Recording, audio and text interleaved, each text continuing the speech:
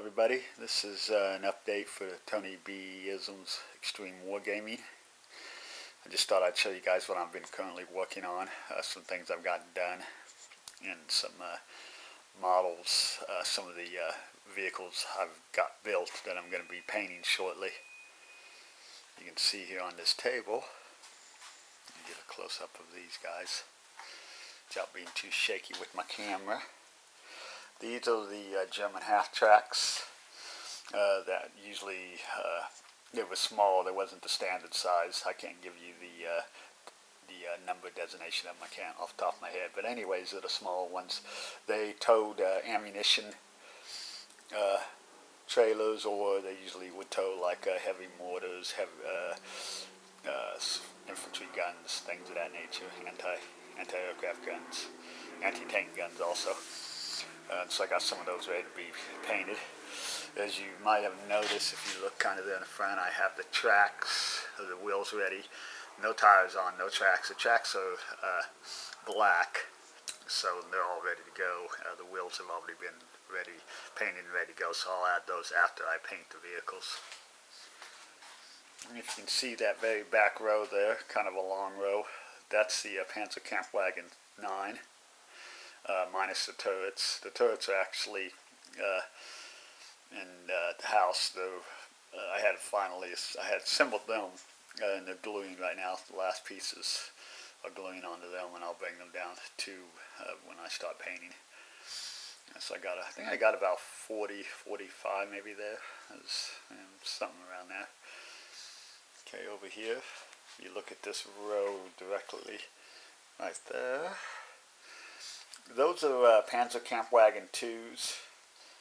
Now, obviously, you guys know that my wargaming scenario is in 1952, so these vehicles would be woefully out of place.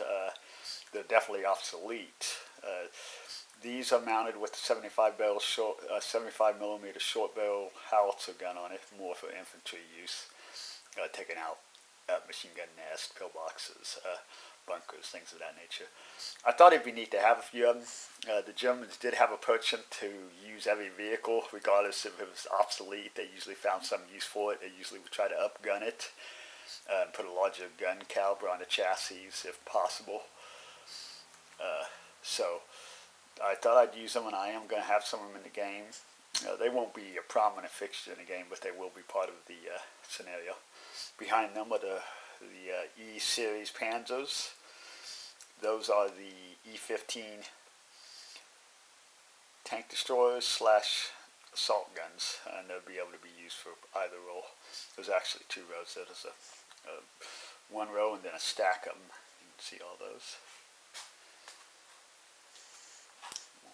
And then directly, these last two rows. This is the Panzer Kampfwagen 2 chassis with a steel casemate mounted on it with a larger gun on it. And I came up with the premise that, like I said, the Germans did this a lot during World War II. They would mount larger caliber guns on the Panzers 2s and 3s. I think they even did it on the Panzer 1s. By simply putting the gun in a casemate instead of a turret. Now the casemates are lightly armored. They don't provide as much protection, but nevertheless, they gave the gun, the tank, much more powerful hitting power. So anyways, that's kind of what I did here, and I did some of those. I have some of those actually already painted in the boxes, put away, but I still have some more to do. All these, once they're painted, will have the tracks assembled. Over here is a box of some of my stuff I've been working on. I was digging through looking for some things. I got some half-tracks in there, some of the anti-tank guns, some of the E-15 Panzers. You can see those. I take all the barrels off of them. I keep them in a plastic bag there, just so they don't bend or anything inside the box. I'm going to go through and start putting these in the proper divisionals, putting them in proper units. You can see down here below, I also got the E-15 heavy mortar gun. minus the gun. It's in the bag also. It's got to be put on here. So, interesting enough, if you look at that, it's the ball mount. All that is a foam ball I got at the hobby store. It's kind of nice because it had a little line in the middle. It's probably the mold line. I cut it in two, and I could get two of them for one. And I kind of dig out the middle there, if you can see, and mount put a cardboard in it, and run my straw over the cardboard, and make sure this cardboard was the width of the inside of the straw so that it would stay in there. That's kind of how I made those. Pretty convenient. Anyways, that's what I got going on there. Thought you'd like to see what I'm doing. I'm going to be doing another update here shortly, talking about where I do my references to get ideas for the building of my equipment. Like I said, this is a 1952, so there is going to be some disparity on the equipment.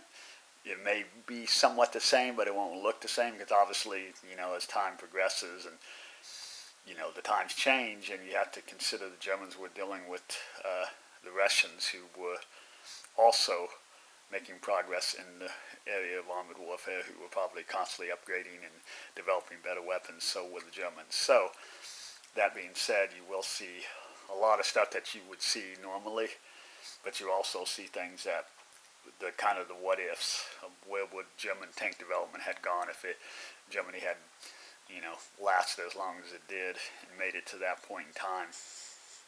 Anyways, that's all I got to say. This is Tony bISM's Extreme Wargaming Update, and I'll talk to you all later. Bye.